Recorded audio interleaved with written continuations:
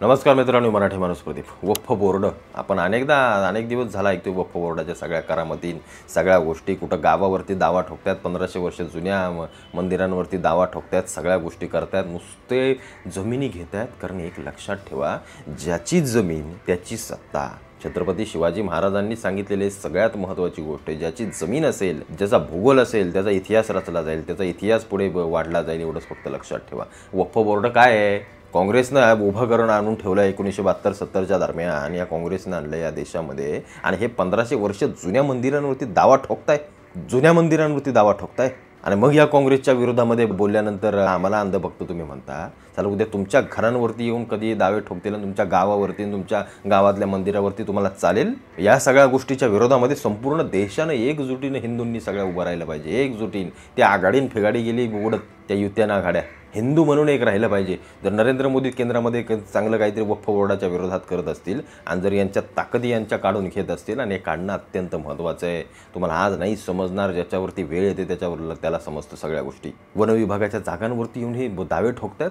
यांचंच code, यांच्याच cases, यांच्याच सगळ्या गोष्टी. एक साधं उदाहरण घ्या, डोळे मिटा जरा आणि वैयक्तिक विचार करा की तुमच्या घरावरती एखादी चिटोरी लागली वक्फ बोर्डाची, आणि उद्या तुम्हाला जर झाला आला आणि चिटोरी येऊन लावल्या, तर करायचं काय? मग चला कोर्टामध्ये जाऊ. कोर्टच सांगेल आमच्याकडे काही नाही, ते कोर्ट त्यांच्या घरात आहे, तिकडे जा. तिकडे गेल्यानंतर माणसं त्यांचीच, कोर्टच त्यांचं म्हटल्यानंतर तुम्ही तिथं जाऊन काय दिवे लावणार आहे? तुम्ही सांगाल मस्त आमच्या 4 पिढ्या इथं गेल्या. तो म्हणेल नाही, 4 पिढ्याच्या आधी 5वी पिढी आमचीच होती, म्हणून आम्ही तिथं चिटोरी लावले.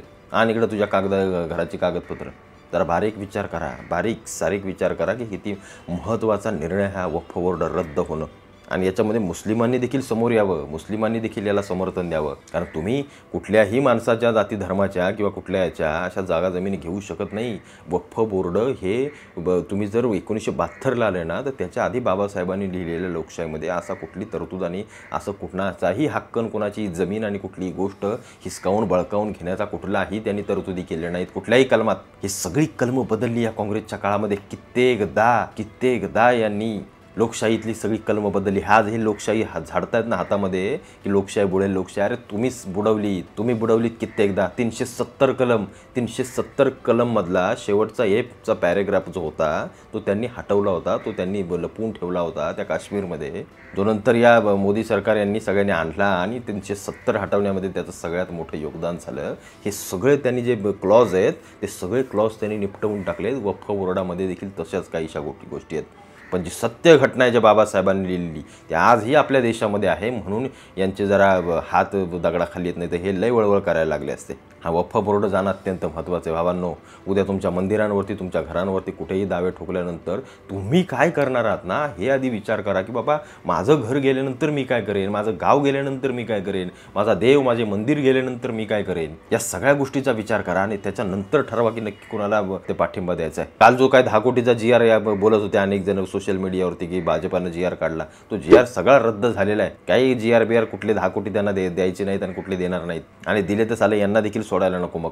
आणि असं काही झालेलं नाही. ती ऑफिशियल न्यूज आहे, जो GR रद्द झालेला आहे. आणि वक्फ बोर्डाला GR द्यायला महाराष्ट्रातले काही येडे आहेत का? म्हणजे वरती मोदी त्यांच्याशी भांडतात आणि खाली पैसे देतात, असं काही होणार नाही आहे. वक्फ बोर्ड रद्द झाला आहे. तो रद्द झाला आहे. सगळ्यात पहिलं पाऊल कुठं उचललं असेल तर ते आंध्र प्रदेशमध्ये. त्या आंध्र प्रदेशमध्ये चंद्रबाबू नायडू असोत, पवन कल्याण असोत, उपमुख्यमंत्री माननीय आणि मुख्यमंत्री, या सगळ्या लोकांनी तिथं वक्फ बोर्डाचे काही हे काढून घेतलेत. याच्या पुढं त्यांना कुठली संपत्ती घेता येणार नाही. आणि जे काही संपत्ती घेतले, राज्याच्या अखत्यारीत जो त्यांचा भाग आहे तो वक्फ बोर्डाचा, त्या राज्य मंडळ असतं त्याच्यावरती त्यांनी सरळ सांगितलं की संपत्तीच्या आम्हाला द्या सगळ्या गोष्टी. सुरुवात झाली. महाराष्ट्रात होणार सरकार स्थापन झाल्यानंतर, प्रत्येक राज्यात होणार. आणि केंद्रामधून वक्फ बोर्ड कायमचा नष्ट केला जाणार. आणि ज्या गोरगरीब शेतकऱ्यांच्या, कष्टकऱ्यांच्या जमिनी यांनी लुबाडलेत ना, त्या सगळ्या जमिनी त्यांना मिळतील. बाबांनो, या शेतकऱ्यांच्या, कष्टकऱ्यांच्या जमिनी कित्येक लोकांनी घेतलेत. तुम्हाला माहिती नसेल वक्फ बोर्ड केवढं मोठं आहे, कशा यांना जमिनी मिळाल्या. सरकार कोणाचं होतं? काँग्रेसचं ना, शरद पवार होते. महाराष्ट्रात मराठवाड्यात, विदर्भामध्ये किती जमिनी शेतकऱ्यांच्या घेतलेत जरा बघा. कुठे बिचारे आक्रोश हे करणार. आज आत्महत्या, सगळ्यात जास्त आत्महत्या कुठे झाल्या असतील त्या महाराष्ट्रात आणि कुणाच्या काळात झाल्या असतील, जा गुगलवरती सर्च करा, तुम्हाला सगळ्या गोष्टींची सगळी माहिती मिळेल. मग तुम्हाला समजेल की शरद पवार साहेब कृषी मंत्री असून या देशासाठी किंवा महाराष्ट्रासाठी खास करून त्यांनी काय केलं. नुसती बारामती सुधारवली म्हणजे महाराष्ट्र का सुधारत नाही. महाराष्ट्राच्या आजही कानाकोपऱ्यामध्ये रस्ते, काही गोष्टी नाही आहेत ज्या आज पोहोचत आहेत, ज्या आज जात आहेत. तुम्हाला वाटतंय पण तुम्ही रियालिटी समजून घेत नाही, तुम्ही तिथे जाऊन अभ्यास करत नाही. वक्फ बोर्ड रद्द झाला पाहिजे. जो काही आंध्र प्रदेशनं मला असं वाटतं निर्णय घेतला तो लवकरच हे सरकार महाराष्ट्राचं स्थापन झाल्यानंतर तो निर्णय घेतला पाहिजे. कारण हे आपल्याला दुर्लक्षित करून चालणार नाही. कारण उद्या हे आपल्या रायगडावरती दावा ठोकणार आहेत, जगदीश्वराच्या मंदिरावरती सांगतायत जो वरचा घुमट आहे ना तो मशिदच आहे. या आता आधीच गड किल्ल्यांवरती पोहोचलेत, या हळूहळू दावे ठोकायच्या मागे लागलेत. मग हे तुम्हाला चालेल? हे तुम्हाला चालेल? कुठल्याही नॅशनल हायवेवरती जाऊन मशिदीन मजारीमध्येच उभ्या करतात डिवायडरवर आणि सांगतात ह्या इथं आमचा पीर दर्गा होता, तिथनं तुमचा रस्ता गेलाय. हे किती घातक आहे. हे घातक वाटत नाही आपल्याला? याच्यावरती बोलायला नको, याच्यावरती एकजूट व्हायला नको, याच्यावरती समर्थन द्यायला नको. लवकरात लवकर हिंदूंनो एक रहा. विकास हा होतोय, विकास कुठं जात नाहीये. आणि जो काही विकास 2014च्या नंतरचा झाला आणि जो 2014च्या आधीचा होता त्याचं गणित आणि त्याच्या सगळ्या गोष्टी तुम्हाला नसतील माहिती. आई वडिलांना विचारा, तुम्ही जर त्यावेळेला असाल तर तुम्हाला देखील समजलं असेल की नक्की काय झालं आणि कसा देश बदललाय. त्यामुळे विकासाच्या गोष्टी कोणी करूच नाहीत, कुणीच करू नयेत. म्हणजे जेव्हा 2000 साली किंवा 1990 साली जेव्हा बाहेरच्या जगामध्ये फोन आला होता, आमच्या देशामध्ये येता येता त्याला किती वर्ष लागली याचा जरा विचार करावा.